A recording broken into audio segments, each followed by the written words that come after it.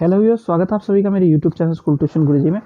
आज हम बात करेंगे वर्कशीट 84 की, जो कि 10 फरवरी के लिए जारी की गई है। क्लास 10 की साइंस सब्जेक्ट से रिलेटेड वर्कशीट है। बच्चे अपना नाम लिखेंगे और यहाँ अपने क्लास टीचर का नाम लिखेंगे। बच्चों, हमारा चैप्टर चल रहा है लाइफ प्रोसेस और आज हम पढ़ेंगे हेटरोट्रोपिक न्यूट्रिशन के बारे में। हेटरोट्रोपिक न्यूट्रिशन को जो वेरी बेसिक वे में अगर हम डिफाइन करना चाहें तो हम कह सकते हैं वह ऑर्गेनिज्म जो अपना फूड किसी दूसरे से लेते हैं या रेडीमेड फूड लेते हैं, वो कहलाते हैं हेटरोट्रोपिक मोड ऑफ न्यूट्रिशन के बारे में। तो चलिए बच्चों, शुरू करते हैं आज का चैप्टर लाइफ प्रोसेस और हेटरोट्रोपिक न्यूट्रिशन के बारे में। तो सबसे पहले बात करेंगे हेटरोट्रोपिक न्यूट्रिशन में होलोजोइक एनिमल्स की। तो होलोजोइक एनिमल्स कैसे होते हैं? जो सॉलिड फूड को लेते हैं, ब्रेक डाउन करते हैं अपनी बॉडी के अंदर, और मेनली ये कैसे होते हैं, ये आपको अलग अलग तरीके के दिख जाएंगे। जैसे एग्जाम्पल दिया है अमीबा और ह्यूमन को। ठीक है, इसमें जो डाइजेस्टिव सिस्टम है वो पूरा पूरा ब्रेक डाउन कर देता है सभी चीज़ों को बच्चों। फिर है सेप्रोफाइटिक ऑर्गेनिज्म कैसे होते हैं? जो डेड और डिकेइंग मैटर पे अपने आप को रखते हैं, जैसे कि फंगी। फिर है पैरासाइटिक कैसे होते हैं? जो अंदर या बाहर किसी ऑर्गेनिज्म के रहते हैं, उससे ही अपना न्यूट्रिशन लेते हैं और उसे ही कमजोर करते हैं, जैसे cuscuta plant parasite, ticks, tapeworm etcetera. अच्छा, अब एक जो नई चीज आती है वो क्या आती है बच्चों? In single cell organism food में be taken in by the entire surface, यानी कि सिंगल सेल ऑर्गेनिज्म में पूरी बॉडी के द्वारा ही फूड लिया जा सकता है। पर जैसे जैसे ऑर्गेनिज्म का साइज इंक्रीज होगा वैसे वैसे स्पेशलाइज्ड परफॉर्मेंस और डिफरेंट फंक्शंस का होना शुरू हो जाएगा।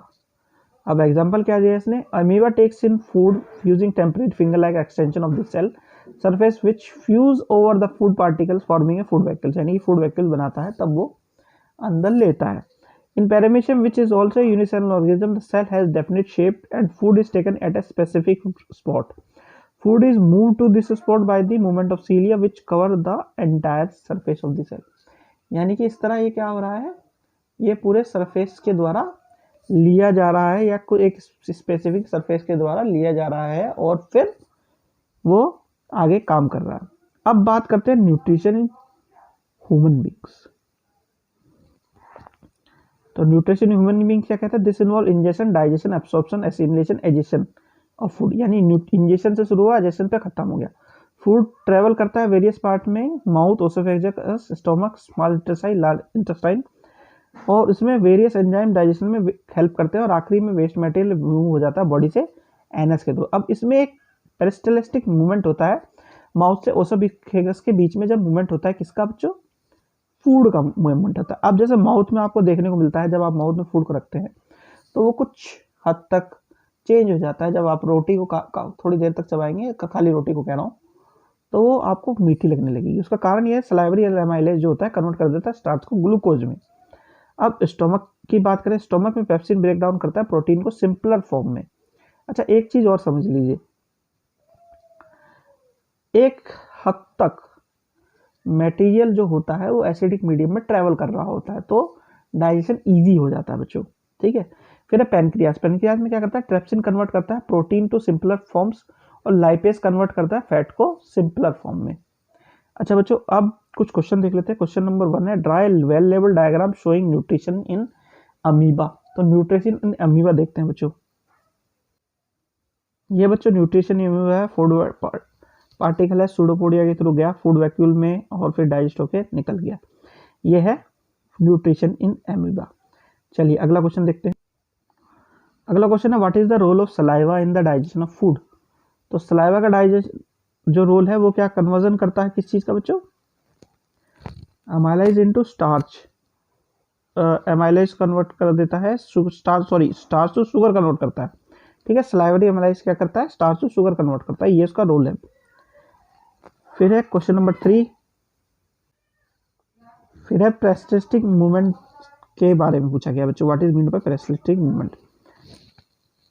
तो जैसे कि आपको बताया था कि माउथ से ओसोफेगस के बीच में जब ट्रेवल करता है फूड तो वो डेवलप करता है पेरिस्टलिस्टिक मूवमेंट के थ्रू। चलिए